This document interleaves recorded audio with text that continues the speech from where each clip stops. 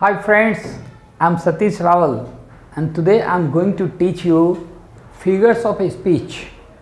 You know parts of speech, they are telling the categories of words, right? Nouns, pronouns, verbs, adverbs, adjectives, conjunction, preposition and interjection. Today I am going to teach you figures of speech, how it's different from parts of speech, that we have to learn today. Figures of speech, that means type of sentences, how we express certain things, and there are categories. There are so many figures of speech, but today I have chosen 1, 2, 3, 4, 5, 6, 7, 8, 9. 9 figures of speech I am going to teach you. Okay? So I can write here 9, no problem. 9 figures of speech. The first one is anaphora. What is this actually? It's a technique where several phrases begin with the same word or words. That means suppose you are writing a sentence and you are writing 3, 4 things. All the things are beginning with the same sound, same word, right? For example, I have written here, I came, I saw, I conquered. It's a very popular saying said by Julius Caesar, right? It's a historical thing and everybody knows Julius Caesar. It's a character. So I came, I saw, I conquered. What is the thing here? You see all the phrases are starting with I. This kind of thing is known as, figure of speech is known as anaphora. The next one is alliteration. Alliteration. Here it is the beginning sounds of neighboring words. That means suppose there are 4 or 5 words in your sentence, the beginning sound of that word is going to be same.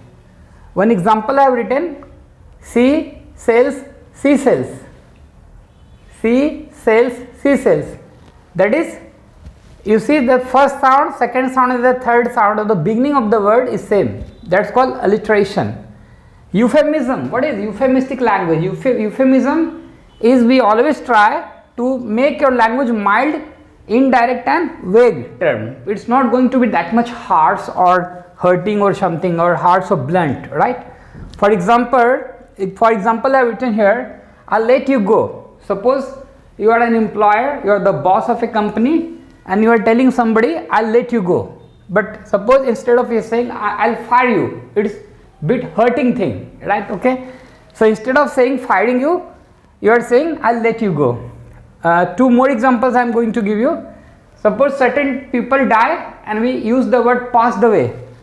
Passed away. So instead of died, here using the word passed away, right? He passed away.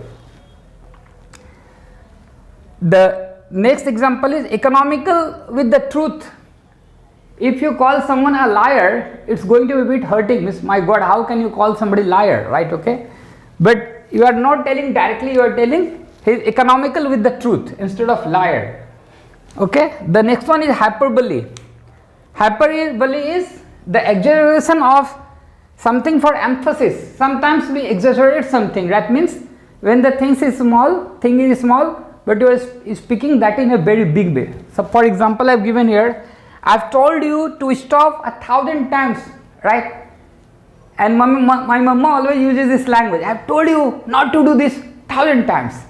Okay, actually nobody speaks 1,000 times or says something 1,000 times. That's called hyperbole. 2 more examples I have given here. That must have cost $1 billion. Actually it might be expensive, but it's not going to be $1 billion cost. But this exaggeration again, everybody knows that. Maybe a few people know that thing. We're speaking that everybody knows that. It's not new. So certain language, when you use, exaggerate your language, and that's called hyperbole. The next one is irony. Irony is a marked contrast between what is said and what is meant. Means whenever you say something, it has a different kind of impact. For example, I have given here, a traffic cop gets suspended for not paying parking tickets. How ironic, right? Okay, traffic police is supposed to collect fine and take fine from people, and he himself is getting suspended for not paying. This is irony. Iceland has no ice, right? Name is Iceland, and maybe there's greenery everywhere and scarcity of ice is there. So Iceland has no ice. It's an irony. Okay, a bad man has a lot of combs right? Okay, and he doesn't need actually comms, but he has a lot of comms. So that is this type of things when you are speaking, that shows irony in the language. The next one is metaphor. What is metaphor?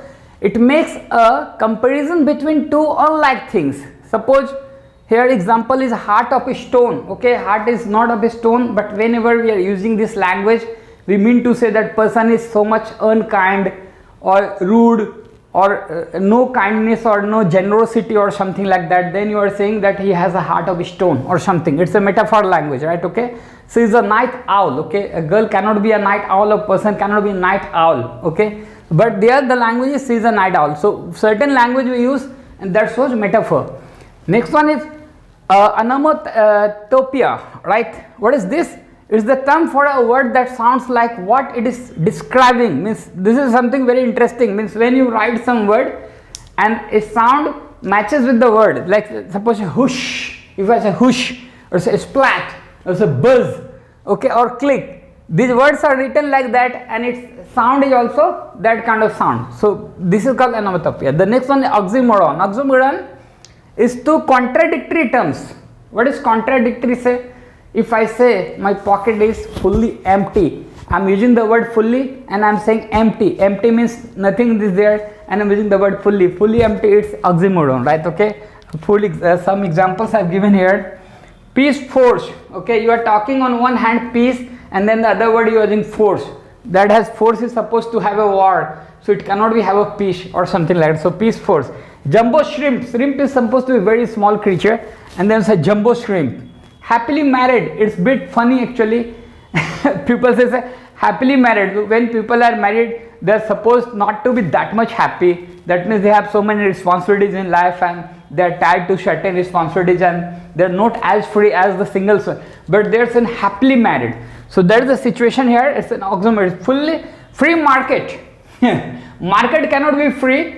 When you say free market, that means market is a place where you are going to buy something and you are paying something. It's not free actually, but you are in free market, right? Fully empty, I have already told you.